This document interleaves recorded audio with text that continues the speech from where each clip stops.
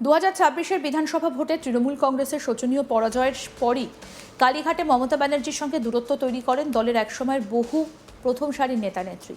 এমনকি তৃণমূলের ঘাসফুল প্রতীকে জয়ী হয়েও মমতা ব্যানার্জির হাত ছেড়ে বিদ্রোহী ঋতব্রত ব্যানার্জির শিবিরে নাম লেখান ফিরহাদ হাকিম, মদন মিত্র থেকে শুরু করে মমতা ব্যানার্জির রাজনীতির শুরুর দিনের বহু সহকর্মী। এর পরের ঘটনা কম বেশি সকলেই দেখেছেন। তৃণমূলের প্রতীকে জয়ী হওয়া 80 জন বিধায়কের মধ্যে প্রায় 65 জনের মতো বিদ্রোহী ঋতব্রত শিবিরে নাম লিখিয়েছেন, আর 20 জন সাংসদ তৃণমূল কংগ্রেস ছেড়ে যোগ দিয়েছেন এনডিএ ঘনিষ্ঠ এনসিপিআইতে। এই পরিস্থিতিতে নতুন করে আরও একজন মমতা ঘনিষ্ঠ দলের কর্মী এবং প্রাক্তন মন্ত্রীর শিবির বদলের সম্ভাবনা জোরালো হয়েছে। সেই নেত্রীর নাম শশী পাজা। বিধানসভা ভোটে শ্যামপুকুর কেন্দ্র থেকে ভোটে হেরে যান শশী পাজা। এরপর থেকে দলীয় বৈঠক, মিছিল, মিটিংয়ে তাকে দেখা যায়নি। কিন্তু শনিবার 1 আগস্ট কালীঘাটে মমতা ব্যানার্জির বাড়ির থেকে কিছু দূরেই কাকলি ঘোষ দস্তিদারের ফার্টিলিটি ক্লিনিকে যান রাজ্যের প্রাক্তন নারী ও শিশু কল্যাণ মন্ত্রী শশী পাজা। শনিবার ওই ফার্টিলিটি ক্লিনিকে কাকলি ঘোষ দস্তিদারও ছিলেন। সূত্রের খবর, বেশ কয়েক ঘন্টা দুজনের মধ্যে বৈঠক হয়েছে। স্বাভাবিকভাবেই রাজনৈতিক মহলে জল্পনা তুঙ্গে ওঠে, তাহলে কি এনসিপিআইতে যোগ দেওয়া তৃণমূলের 20 জন সাংসদদের নেত্রী কাকলি ঘোষ দস্তিদারের হাত ধরে তৃণমূল ছাড়ছেন শশী? এ নিয়ে বাংলার রাজনীতির আঙিনায় শুরু হয়েছে ফিসফাস। এরই মধ্যে আবার কাকলি ঘোষ দস্তিদারের ছেলে সোশ্যাল মিডিয়ায় একটা পোস্ট করে জল্পনা আরও উস্কে দেন। কাকলির পুত্র বৈদ্যনাথ ঘোষ দস্তিদার সোশ্যাল মিডিয়ায় লেখেন শশী পাজা খুব শীঘ্রই তৃণমূল ছাড়তে চলেছেন। পরে যদিও এই পোস্টটা মুছে দেন তিনি। এরপর জল্পনা আরও তুঙ্গে ওঠে। যদিও এ নিয়ে কাকলি ঘোষ দস্তিদারকে জিজ্ঞাসা করা হলে তিনি জানান, শশী পাজা তার ছাত্রী। আরজি কর হাসপাতাল থেকে পাশ করার পর আল্ট্রাসাউন্ড নিয়ে তার কাছে ট্রেনিং নিয়ে কাজ শুরু করেন। সেই থেকেই তার ফার্টিলিটি ক্লিনিকের সঙ্গে যুক্ত শশী পাজা। ফলে এ নিয়ে জল্পনার কিছু নেই। আর সোশ্যাল মিডিয়ায় পোস্ট নিয়ে কাকলি জানান, যিনি এই পোস্ট করেছেন তিনি এই বিষয়ে বলতে পারবেন। দিল্লি উড়ে যাবার আগে এয়ারপোর্টে ঢোকার আগেই মন্তব্য করেছেন কাকলি ঘোষ দস্তিদার। কি বলেছেন শুনব। আমি আল্ট্রাসাউন্ড ভারতবর্ষে প্রথম শুরু করেছিলাম, যাদের বন্ধাত্ব আছে, বাচ্চা হয় না, তাদের ইংল্যান্ডে। ট্রেনিংটা ইংল্যান্ডে ছিল 1986-87-এ। আমি 87-এর পরে ফিরে আসার পরে আমার প্রথম স্টুডেন্ট হচ্ছে ডক্টর শশী পাজা। আরজি কর থেকে পাশ করে সে আমার সঙ্গে আল্ট্রাসাউন্ড শেখার জন্য কাজ শুরু করে 1987-88। সেই থেকে সে এখন অবধি, আজ অবধি ঘোষদস্তার ইনস্টিটিউট অফ ফার্টিলিটি রিসার্চে এই যে পার্টিকুলার আল্ট্রাসাউন্ডটা, এখনো সে সেই কাজটা করে। সেজন্য সে প্রতিদিন সেখানে আসে, প্রতিদিন পেশেন্ট দেখে। এটা নিয়ে প্রথম যেটা বেরোলো, সেই খবরটাই তো ভুল যে ও প্রথম দেখা গেল এখানে এসছে, কথা বলেছে। ও তো আজকে 30-35 বছর ধরে এখানে রোজ আসে, এখানে কাজ করে। এটা নিয়ে নতুন জল্পনা এটা করাটা বা খবরটা খাওয়ানো ঠিক নয়। আর অন্য কে কি পোস্ট করেছে আমি বলতে পারবো না। তার কাছে কোনো খবর থাকলে শশীদির সঙ্গে কি এই বিষয়ে কোনো কথা হয়েছে? মানে তিনি তো সরাসরি রাজনীতিতে দেখা যাচ্ছে। আল্ট্রাসাউন্ড করে, আমার স্টুডেন্ট, সেই জন্য তাই নিয়ে আমার সঙ্গে তার রোজই কথা হয়। আমাদের প্রতিনিধি সুজয় ঘোষ কি প্রতিবেদন তুলে ধরেছেন, দেখবো এবার। ফের দুজন প্রাক্তন ক্যাবিনেট মন্ত্রী, তারা কালীঘাট তৃণমূল বলা যেতে পারে বা মমতা বন্দ্যোপাধ্যায়ের হাত ছাড়তে চলেছে। ইতিমধ্যেই যেটা সূত্র মারফত জানা যাচ্ছে, ঠিক মমতা বন্দ্যোপাধ্যায়ের বাড়ি থেকে 800 মিটার দূরে কালীঘাটের কাকলি ঘোষ দস্তিদারের একটি ক্লিনিকে আমরা যেটা দেখলাম যে শশী পাজা তিনি কাকলি ঘোষ দস্তিদারের সঙ্গে সাক্ষাৎ করলেন। এবং আমরা যেটা দেখেছি যে 2026-এর বিধানসভা নির্বাচনে শশী পাজার পরাজয়ের পর বলা যেতে পারে একেবারে অন্তরালে চলে গিয়েছিলেন। আমরা এটাও জানি একদম সক্রিয় রাজনীতিতে ছিলেন শশী পাজা, মমতা বন্দ্যোপাধ্যায়ের অত্যন্ত ঘনিষ্ঠ ছিলেন, হেভিওয়েট ক্যাবিনেট মন্ত্রী ছিলেন। কিন্তু আমরা যেটা দেখলাম যে 2026-এ বিধানসভা নির্বাচনে তার পরাজয়ের পর থেকে তাকে কোনো রাজনৈতিক কর্মসূচিতেই তাকে দেখা যায়নি। এমনকি কালীঘাট তৃণমূল বা ঋতব্রত তৃণমূল, কোনো তৃণমূলেই তাকে দেখা যায়নি। কিন্তু এবার যেটা দেখা গেল যে তিনি কাকলি ঘোষ দস্তিদারের সঙ্গে দক্ষিণ কলকাতায় একটি জায়গায় তিনি দফায় দফায় বৈঠক করলেন। তাহলে কি শশী পাজা এনসিপিআই এতে যোগ দিতে চলেছে, সেটা নিয়েও জল্পনা শুরু হয়েছে।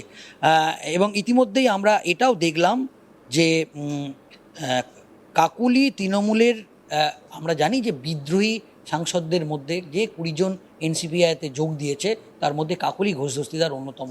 এমনকি এটাও দেখেছি এনডিএর বৈঠকে একেবারে প্রথম সারিতে নরেন্দ্র মোদী অমিত শাহের সঙ্গে দেখা গিয়েছে এই কাকলি ঘোষ দস্তিদার, এবং তার সঙ্গেই গোপনে এই বৈঠক করলেন।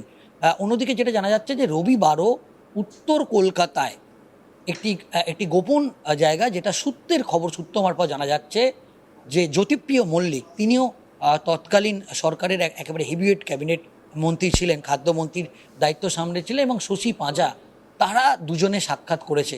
তো সেক্ষেত্রে এই যে দুজন একেবারে তৎকালীন হেভিওয়েট ক্যাবিনেট মন্ত্রী, তারাও মমতা বন্দ্যোপাধ্যায়ের হাত ছাড়তে চলেছে। এবং ইতিমধ্যেই এটা নিয়ে কুণাল ঘোষ, তৃণমূল কংগ্রেসের মুখপাত্র, তাকে এটা নিয়ে প্রশ্ন করা হলে কুণাল ঘোষ তিনি জানিয়েছেন যে শশী পাঁজা তার একজন সহকর্মী ছিলেন, এবং 26-এর বিধানসভা নির্বাচনের আগে তিনি আমার সঙ্গে বসে আমরা একসঙ্গে বসে আমরা একাধিক সাংবাদিক বৈঠক করেছিলাম, কিন্তু তাকে তারপর থেকে ভোটে পরাজয়ের পর শশী পাঁজাকে একেবারে দেখা যায়নি। এবং কুণাল ঘোষ এটাও বলেছেন যে এটা শোনা যাচ্ছে যে তিনি ভালো তৃণমূল কংগ্রেসে যোগ দিতে চলেছে। তো এই মুহূর্তে যেটা আমরা জানতে পাচ্ছি যে উত্তর কলকাতার একেবারে বলা যেতে পারে রাজনীতির মানে তৃণমূল কংগ্রেসের অন্যতম মুখ ছিল শশী পাঁজা।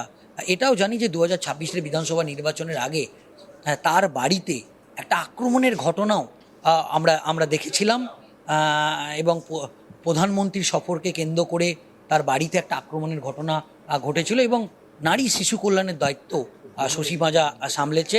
এবং রাজনৈতিকভাবে আমরা যেটা দেখতে পাচ্ছি যে আস্তে আস্তে যারা মমতা বন্দ্যোপাধ্যায়ের একেবারে খুব ঘনিষ্ঠ ছিল, তারাও কিন্তু তার মমতা ব্যানার্জির সঙ্গ যেভাবে ছেড়েছে, তাদের সঙ্গে এবার যুক্ত হতে চলল জ্যোতিপ্রিয় মল্লিক এবং কাকলি ঘোষ দস্তিদার।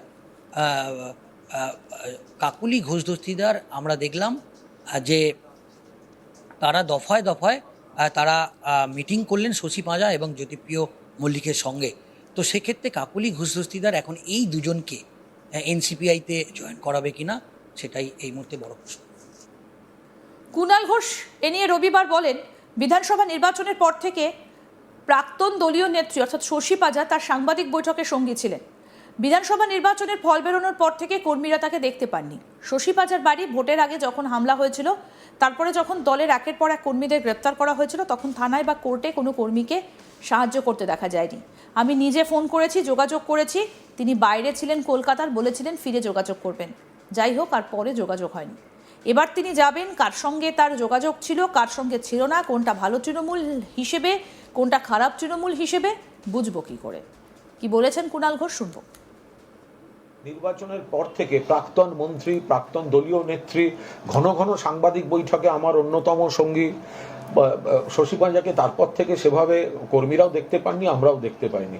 শশী পাঁজার বাড়ি যখন বিজেপি হামলা করেছিল ভোটের আগে, তারপরে যখন সেই কর্মীদের একের পর এক অ্যারেস্ট করা হয়েছে, তখন থানায় বা কোর্টের কোনো সাহায্যে আমরা শশী পাঁজাকে দেখতে পাইনি। আমি নিজেও ফোন করেছি, যোগাযোগ করেছি, কলকাতার বাইরে ছিলেন, বলেছিলেন ফিরে এসে যোগাযোগ করবেন, ঘটনাচক্রে যোগাযোগ হয়নি। এখন উনি কার কাছে যাবেন, কার সঙ্গে তার যোগাযোগ ছিল, কোনটা চিকিৎসক হিসেবে, কোনটা তৃণমূল হিসেবে, কোনটা ভালো তৃণমূল হিসেবে, কোনটা খারাপ তৃণমূল হিসেবে, বুঝবো কি করে। নির্বাচনের পর থেকে প্রাক্তন মন্ত্রী, প্রাক্তন দলীয় নেত্রী ঘন ঘন সাংবাদিক বৈঠকে আমার অন্যতম সঙ্গী শশী পাঁজাকে তারপর থেকে সেভাবে কর্মীরাও দেখতে পাননি, আমরাও দেখতে পাইনি।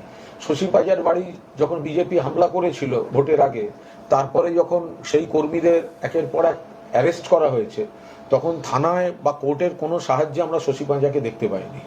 আমি নিজেও ফোন করেছি, যোগাযোগ করেছি, কলকাতার বাইরে ছিলেন, বলেছিলেন ফিরে এসে যোগাযোগ করবেন, ঘটনাচক্রে যোগাযোগ হয়নি। এখন উনি কার কাছে যাবেন, কার সঙ্গে তার যোগাযোগ ছিল, কোনটা চিকিৎসক হিসেবে, কোনটা তৃণমূল হিসেবে, কোনটা ভালো তৃণমূল হিসেবে, কোনটা খারাপ তৃণমূল হিসেবে, বুঝবো কি করে।